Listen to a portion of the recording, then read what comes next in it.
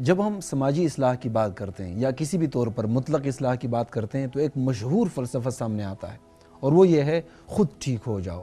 آپ خود ٹھیک ہو جائیں گے تو ایک مجرم ہمارے معاشرے سے کم ہو جائے گا۔ کیا قرآن کا بھی یہی نقطہ نظر ہے، اور آپ کیا رائے رکھتے ہیں؟ دیکھیے، خود ٹھیک ہونے کا مطلب یہ ہے کہ خود بھی اور خود کا جو خاندان ہے اور اس خاندان کے ساتھ دوسرے خاندان ہیں، ان خاندانوں کے ساتھ ایک شہر ہے، اس شہر سے مل کر ایک صوبہ ہے، ان صوبوں سے مل کر ایک ملک ہے۔ یہ سب خود ہیں۔ اگر یہ سب خود ہیں تو ظاہر ہے کہ ایک اجتماع کی ضرورت ہے۔ انفرادی طور پر کوئی فرد نیک ہونا بھی چاہے تو نیک نہیں ہو سکتا، کیونکہ فرد قائم ربط ملت سے ہے، تنہا کچھ نہیں، وہ جماعت کا حصہ ہوتا ہے۔ پھر ہم دنیا میں بھی دیکھتے ہیں کہ باقی جتنے دنیا کے امور ہیں ان کے لیے ایک ٹیم ورک کی ضرورت ہوتی ہے، ایک اجتماعیت کی ضرورت ہوتی ہے۔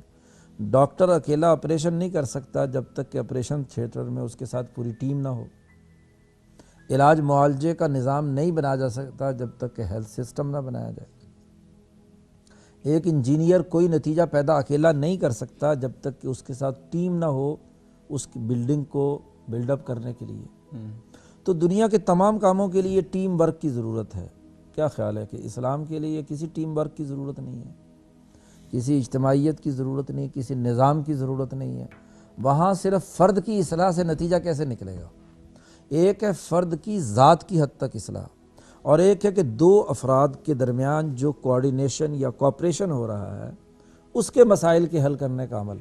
وہ تو جب ملیں گے تو رویے سامنے آئیں گے، اور تبھی ان کے رویوں کا پتہ چلے گا۔ مثلا ہم یہ کہتے ہیں کہ ایک آدمی حسد نہ کرے۔ اگر اکیلا ایک ہی آدمی تنہا ہے اور وہ خود بچنا چاہتا ہے حسد سے، تو حسد کا تو اظہار ہی تب ہوگا کہ جب اس کا دوسرے فرد سے انٹریکشن ہوگا، ورنہ اکیلے زندگی گزارنے میں کیا حسد ہے؟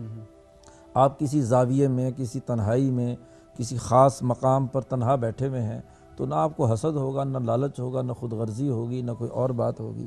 یہ بد اخلاقیاں پیدا ہی تب ہوتی ہیں جب انسان کے ایک معاشرے کا حصہ ہوتا ہے، لین دین کرتا ہے، خرید و فروخت کرتا ہے، معاملات طے کرتا ہے، تو وہاں حسد ہوگا، بد اخلاقی ہوگی، ظلم ہوگا، ناانصافی ہوگی، یا اس کے مقابلے پر خیر خواہی ہوگی، انسان دوستی ہوگی، انسانیت کے لیے بہتری کا عمل ہوگا۔ تو اب اس کی اصلاح کا کیا طریقہ ہے؟ اس کے لیے ایک سسٹم کی ضرورت ہے، ایک ٹیم ورک کی ضرورت ہے، ایک پروٹوکول ہونا چاہیے جس پر تمام لوگ پابند ہوں۔ جی، ایک مزدور ہر وقت اٹھا سکتا ہے، تگاری اٹھا کر لا سکتا ہے، لیکن ایک مخصوص وقت میں جب مستری بھی موجود ہو، فورمین بھی موجود ہو، ایک انجینئر بھی اینٹ لگوانے کے لیے موجود ہو، یہ ٹیم ان ہدایات کے مطابق عمل کرے گی تو بلڈنگ بنے گی۔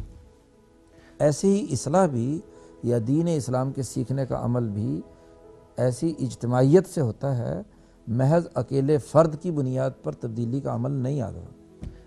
یہ خود ٹھیک ہونے کا جو آپ نے مفہوم بتایا، دائرہ در دائرہ در دائرہ، اگر یہ خود ٹھیک ہونے کا مفہوم ہے تو پھر اجتماعی طور پر ٹھیک ہونے کا کیا مفہوم ہوگا؟ یہ آپ نے کہاں سے اخذ کیا؟ حالانکہ قرآن نے یہ کہا کہ علیکم انفسکم لا یضرکم من ضل اذا اہتدیتم۔ یہ تو میری دلیل ہے، خود ٹھیک ہو جاؤ تو باقی تو علیکم انفسکم کا کم جمع ہے۔ اچھا جی، آپ کی دلیل ہی کا جواب ہے نا کہ علیکم انفسکم، یہ علی کا انفسکا نہیں ہے کہ تو اکیلا ٹھیک ہو جا۔